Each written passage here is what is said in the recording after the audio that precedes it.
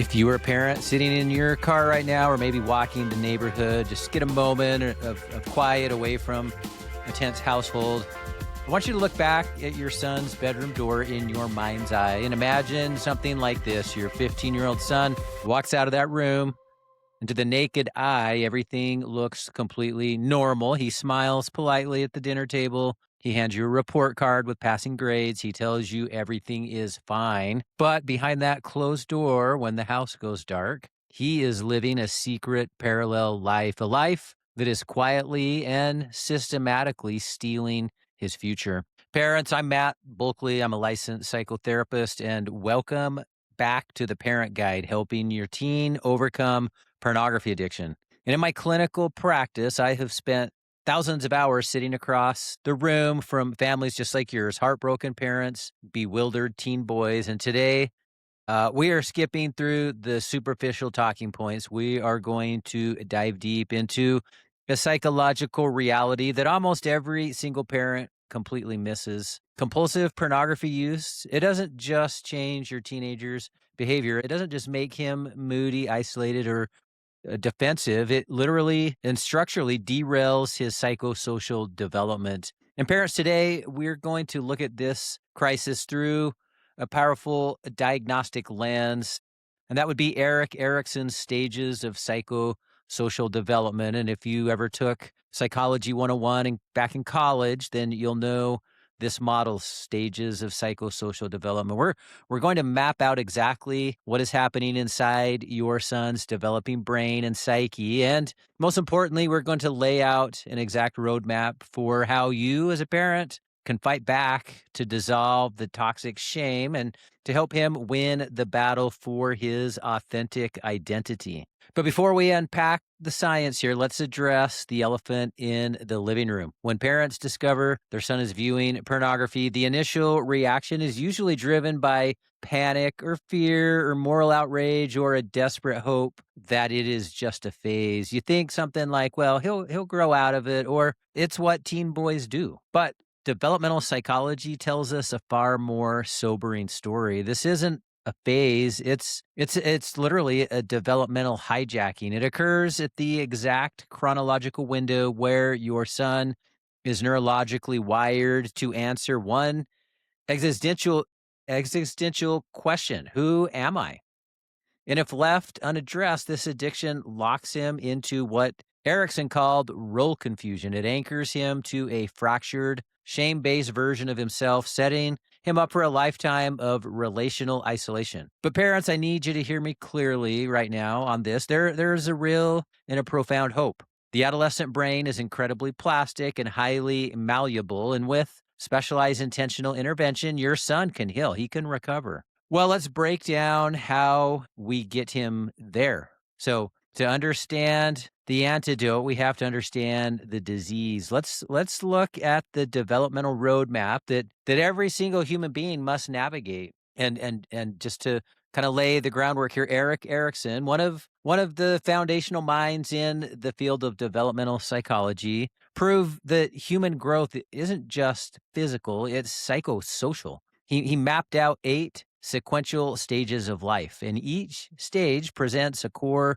emotional conflict that must be resolved. If you resolve the conflict successfully, you gain a psychological virtue, a new internal strength that carries you into that next phase of life. And on the flip side, if you fail to resolve it, you carry a psychological deficit into that next stage of life, and in particular, from adolescence into adulthood. And for adolescents, roughly between ages 12 to 18, we are looking squarely at what is referred to as stage 5, identity versus role confusion. And in this particular stage, the successful resolution of the conflict leads to healthy congruence and the development of the virtue of fidelity, versus unsuccessful resolution leads to a developmental hijack.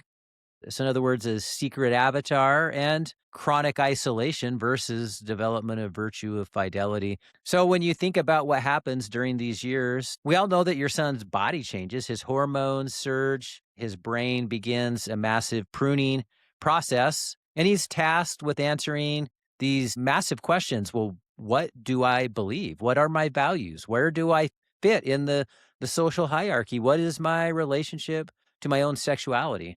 And to build a healthy identity, it's a teen boy must actively engage with the real world. They have to try out different roles. They have to things like join clubs or play sports or experience the awkwardness of real world dating, maybe failed tests or navigate feelings of peer rejection from time to time. And they have to learn to sit with uncomfortable emotions and then integrate all of these messy and painful and real life experiences into one cohesive, stable sense of self. So when a boy successfully navigates stage 5, this identity versus role confusion stage, he emerges with the virtue of fidelity. So in other words, fidelity would be defined as is the capacity to remain loyal to your core values and commitments in your relationships, even when life becomes challenging and difficult. Now, imagine in this process dropping compulsive pornography use right into the middle of this developmental construction site.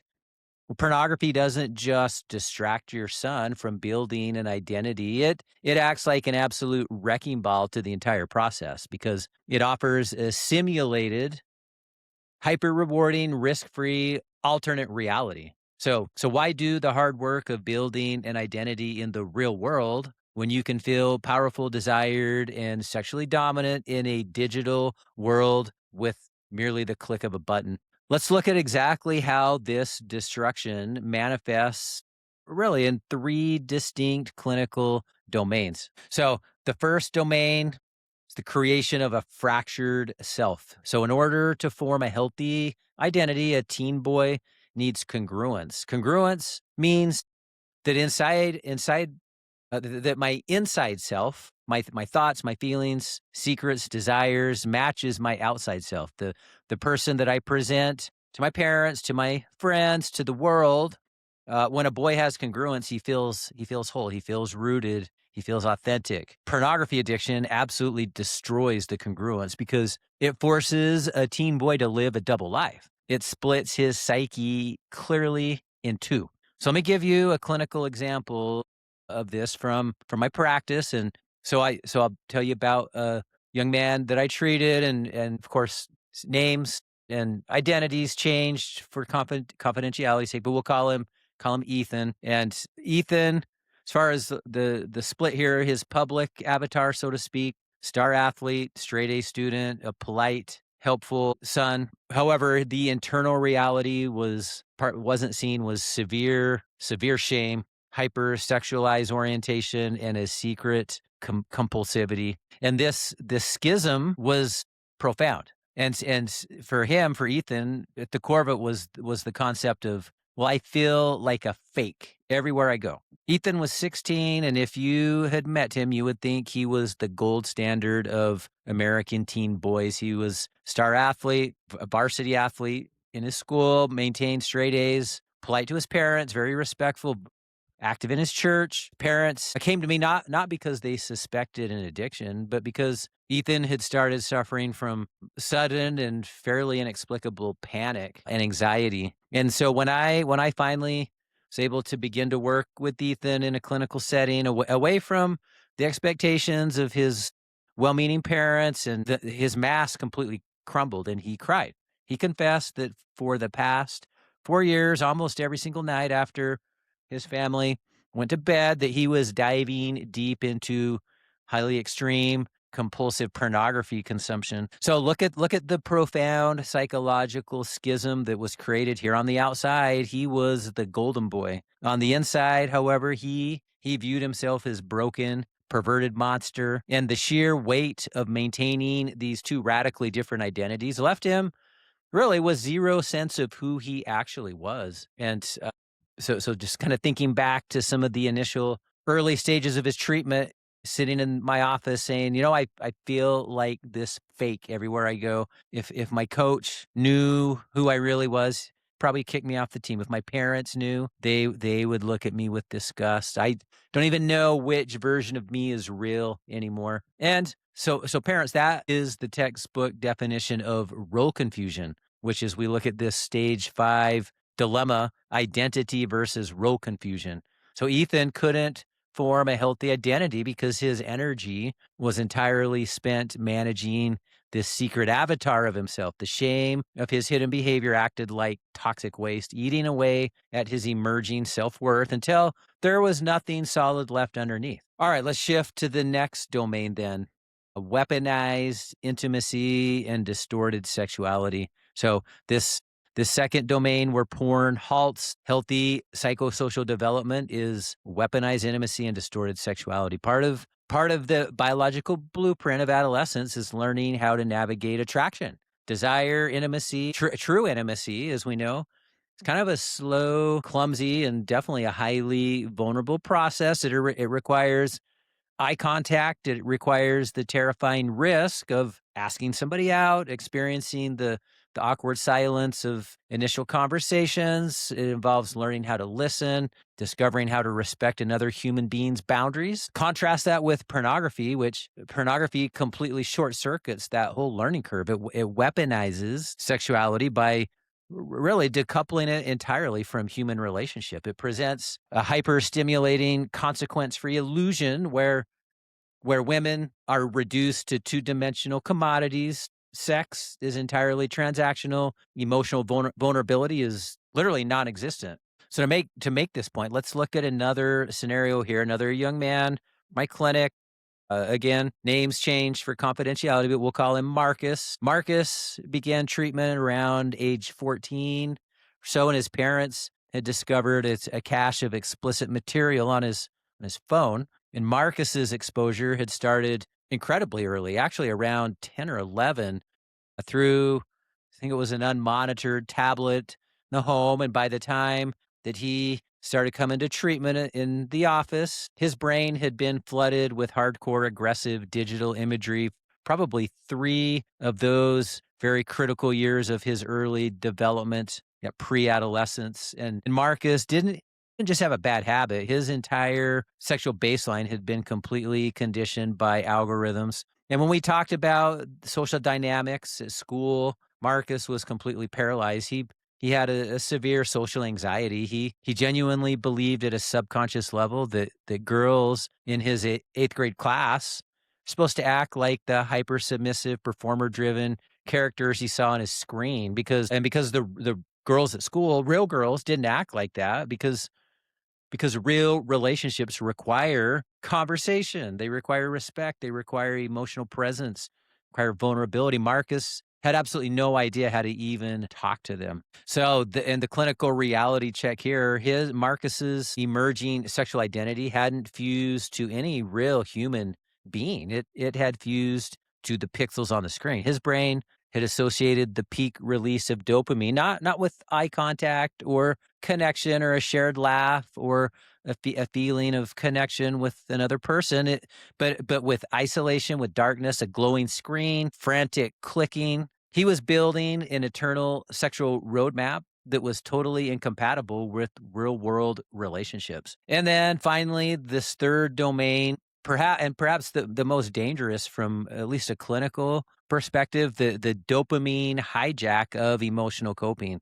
And let's be honest for a moment here, parents. Adolescence is supposed to be a deeply uncomfortable period of time. It's a period marked with profound friction. Social anxiety, the sting of academic failure, or the loneliness of not fitting in or being cut from a school team, pressure of expectations, all of this emotional discomfort serves as a vital developmental purpose. That friction, those disappointments, those setbacks is the forge where emotional resilience is built. So when a healthy teenager feels lonely or bored or stressed, that discomfort eventually drives them outward. It forces them to pick up the phone, to talk to a friend, to practice guitar, to run harder, to write in a journal, to talk to their parents, to develop a new skill. They learn that they can experience a negative emotion and sit with it and process it and survive it. But pornography acts as the ultimate immediate escape hatch. So in terms of emotional coping styles, a healthy developmental path would be that the teen experiences a stressor or anxiety, which leads to emotional friction, which then would lead to some type of real world action,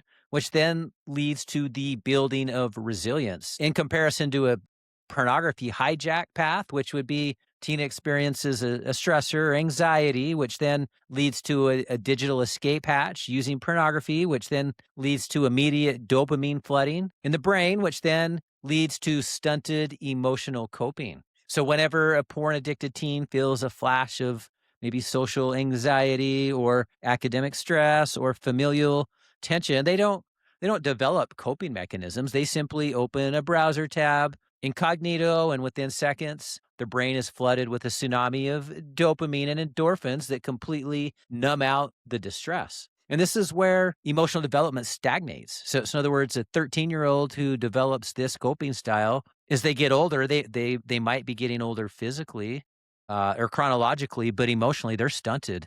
Their coping capacity is still at a 12-year-old or 13-year-old level, even though they might be 15 or 16 or 17 or 18 or even 20. So consider another client, case scenario here. We'll call him Tyler. Tyler was 17. He had been using pornography 3 or 4, sometimes 5 times a day, every day. His parents had noticed that he had become completely listless, angry, defensive. He had stopped trying in school, failing grades, and had dropped out of all of his hobbies. So when we began our treatment protocol and implemented things like strict digital boundaries and removing his access to pornography, he didn't just get bored. He had a catastrophic emotional meltdown. He experienced profound panic, rage, deep emotional despair. And why? Well, because Tyler, he wasn't just experiencing withdrawal. He was experiencing every single unresolved, unprocessed emotion from the last 5 years of his life hitting him all at once. He literally had no capacity to manage emotions without the escape. And because by using pornography as an emotional anesthetic, since he was in middle school, Tyler had completely bypassed this whole developmental stage of learning how to regulate his own nervous system. Emotionally, he wasn't 17. He was still 12 years old when he started to use pornography. His emotional identity was utterly stunted because he had never allowed himself to feel the healthy friction of growing up. So parents, I want you to lean in closely right now, because this is where the warning becomes incredibly urgent. If your son exits adolescence stuck in stage 5 still, so in other words, if he doesn't get to that place of healthy identity versus role confusion, if he leaves high school locked in role confusion, carrying a fractured self, distorted sexual blueprint, and zero emotional coping skills, he doesn't just start fresh when he turns 18 and he moves into that next stage of life. That developmental deficit cascades directly into that next stage, which when you look at Erikson's stages, stage 6, called intimacy versus isolation, which is roughly from about ages 18 to about 40. So just in review, role confusion, stage 5, that secret avatar and fractured self and stunted emotional coping. If it cascades directly into stage 6, then that stage 6 will lead to chronic isolation. And this is where you're going to run into things like the porn-induced erectile dysfunction, the failure to launch syndrome. The downstream consequences that we treat in young adulthood are absolutely heartbreaking because they have no capacity to develop intimate relationships. So let's look at what that actually looks like in the real world. So severe social isolation, which is the result of the deep, pervasive shame, which makes authentic human connection feel terrifying. So these young men, they want relationships, but the fear of being truly known paralyzes them. Things like porn-induced erectile dysfunction, that is often referred to as PIED. This is an absolute epidemic in young men today. Their brains have been so heavily conditioned to respond to novelty, high definition speed, and extreme content on a screen that their physical nervous system literally cannot fire when they're sitting across from real, living, breathing partners. And then, of course, apathy and the whole failure to launch syndrome, which so often is the chronic dopamine depletion that completely destroys the brain's reward circuitry. So when you get this massive chemical reward in your bedroom with zero effort, your brain loses the motivation to do the hard work of things like pursuing a college degree or building a career or saving money or dating. I once treated a young adult, I think around 19, who really had been so deeply addicted since early adolescence, middle school, that by the time he came to the clinic as a young adult, he had dropped out of his first semester of college, couldn't hold a part-time job, spent probably 14, 16 hours a day, virtually every waking second of his day playing video games and consuming pornography. And he sat in my office and looked at the floor, talking about how entirely empty that he felt inside, especially when he's around people his own age. He described feeling like an alien. I don't know how to speak their language. He had been living in his parents' basement, isolated, ashamed, completely paralyzed, and that is the real measurable cost of waiting. This is what happens when we write this addiction off as, well, it's just a phase, or it's just boys being teenagers. But parents, I know I've been kind of negative and sour here so far, but as I told you beginning of the episode, the story's not over. Your son's brain is still incredibly plastic. His identity is still fundamentally fluid. He can heal, but you have to recognize the basic parental controls, taking away his phone for a weekend or sending him to just generic talk therapy with clinician that doesn't understand digital compulsive behaviors will not cut it. This is going to require specialized intentional clinical intervention. And so I want to introduce to you two highly specific proven resources that I recommend and trust implicitly. So number one, Recovery Toolbox for Teens. So for teen boys who are struggling but are still maintaining some level of daily functioning at home and school. This is an incredible curriculum that we call the Recovery Toolbox for Teens. This is a bundle of workbooks, a trio of workbooks, and it's not a generic support group or a passive lecture series, but it's a highly specialized clinical curriculum designed specifically for adolescents dealing with problematic digital sexual behavior and screen dependency, and it's grounded in cognitive behavioral therapy and acceptance and commitment therapy. And the program gives your son a literal practical toolkit for his daily life. So instead of just telling him to stop, it teaches him how to map his internal triggers, to how to deconstruct the thinking errors or the cognitive distortions that keep him stuck, and to build an actual emotional regulation skills tool set. And it forces him to drop the secret identity and to step back into a lifestyle of honesty and openness and transparency with you as his parents. And it helps to replace that digital avatar with real world competence and self-esteem. And it also includes a parent guide so that you can be there and walk alongside him through this process. You can get the Recovery Toolbox for Teens. You can pick up this trio of workbooks in the bookstore at the therapyassociates.net website. It's in the bookstore. Now, parents, for more severe cases where the addiction has completely taken over, where your son is maybe completely defiant, failing school, profoundly depressed, or where every boundary that you try to set at home results in an explosive conflict, where maybe you really have lost any capacity for influence in your son's life. In those kind of cases, you are going to need a complete environmental reset. And for that, I highly recommend our Star Guides Wilderness Therapy. Star Guides, premier outdoor behavioral health care program that is explicitly designed for these very situations. Adolescent boys struggling with compulsive pornography and internet use. And think about the profound clinical power of this type of a setting. So number one, a complete digital detox, zero screens, zero access, zero algorithms. His neurocircuitry finally gets the quiet that it needs to downregulate and begin that physical healing process. And the power of nature is Star Guide to set in the pristine southern Utah high desert. Your son faces real and experiential challenges that cannot be bypassed with a mouse click. He has to do things like build shelters and cook meals and learn how to build fires primitively and hike. And these hands-on experiences help to build the authentic, unshakable self-worth that only comes through true and genuine accomplishment. And then finally, specialized clinical experts, myself and my colleagues, who understand the deep intersection of the neurobiology, trauma, and sexual compulsivity that create these complex clinical problems. So I spend 2 days a week in the field conducting therapy sessions with the boys. Now, during this process, there is a dissolving of that toxic shame. So the teen boy engages in group sessions with peers who are fighting that exact same battle. And when a boy realizes that he's not the only one that's keeping these dark secrets, the toxic shame dissolves faster than anything else I've ever witnessed in a clinical setting. We can accomplish in the space of about 3 to 4 months in the field what takes years in an outpatient setting. Star Guides doesn't just patch up the behavior, it rebuilds the identity from the bedrock up. Well, parents, as we close today, I want you to look back at that mental image of your son's bedroom door and don't look at it with